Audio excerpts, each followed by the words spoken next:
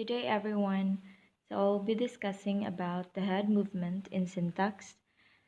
So it argues that verb movement is a narrow syntactic phenomenon that can affect locality constraints. The altered locality domains are detectable from the certain phrasal elements such as phrase containing a WH are forced to undergo movement. So we now go on to look at structures whose derivation involves not only merger but also a specific type of movement operation called head movement. So we now go on to the T to C movement. Complementizers had a separate projection in clauses which complementizer phrase with the head C position of CP being filled by a complementizer like that, for, or if. However, complementizers are not the only kinds of words which can precede subjects in clauses. So this is my example for the T2C movement. So before we go on to this, so let me introduce the the terms that is used in T2C movement.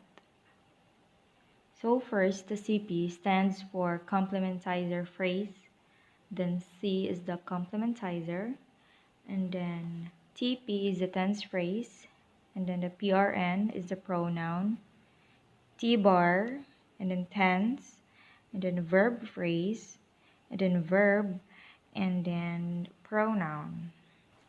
So in this case of if you will marry me, it's a clause introduced by the interrogative complementizer C, if, since the word will appears to occupy the same pre-subject position that the complementizer if occupies in this example. So a plausible suggestion to make is that the inverted auxiliary actually occupies the head C position of CP. So we'd expect will, and if to be mutually exclusive on the assumption that we can only insert one word in a given head position like C, not two words. So in other words, if both complementizers and inverted auxiliaries occupy the head C position of CP, we'd expect to find that a question can be introduced either by a complementizer or by a preposed auxiliary, but not by the two together. The fact that questions can contain both the complementizers and an inverted auxiliary provides us with empirical evidence that inverted auxiliaries occupy the same structural position as complementizers, that both occupy the head C position of CP. So given our assumptions that an inverted auxiliary occupies the head C position of CP, this means that the auxiliary moves from the head T position in TP into the head C position in CP, as shown in this example.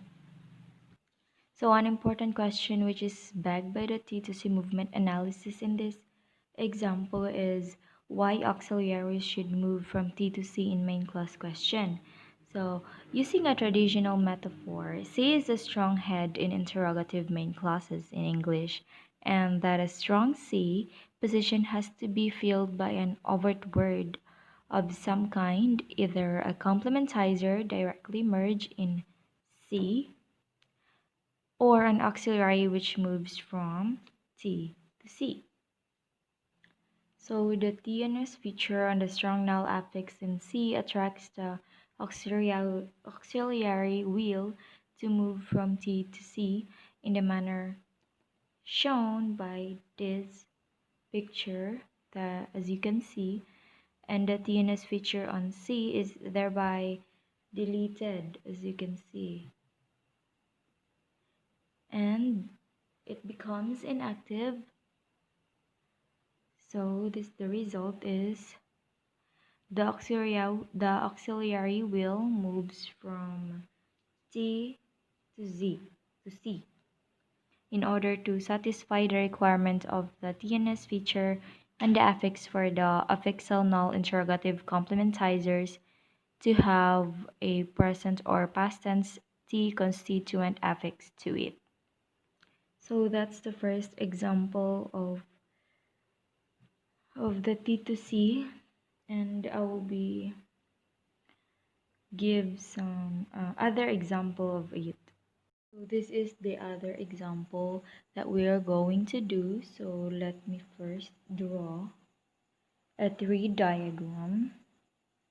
So CP, under the CP is the head C, and then the tense phrase in here, the complementizer head and the tense phrase.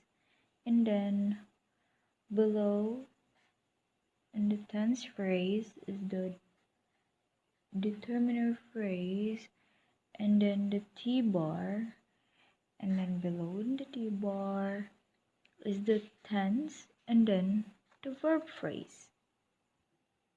So what we have here, as you can see, is a complementizer, which is we're going to put a plus Q in here, and then that. So it in here it indicates that this sentence is going to be a question form. So the word you in the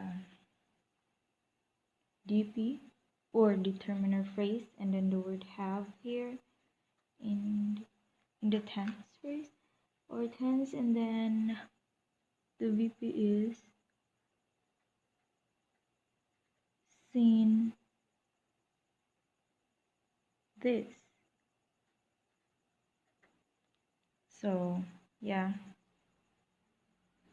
so we do this by moving the head T, this one, the head T, into the C, the head C.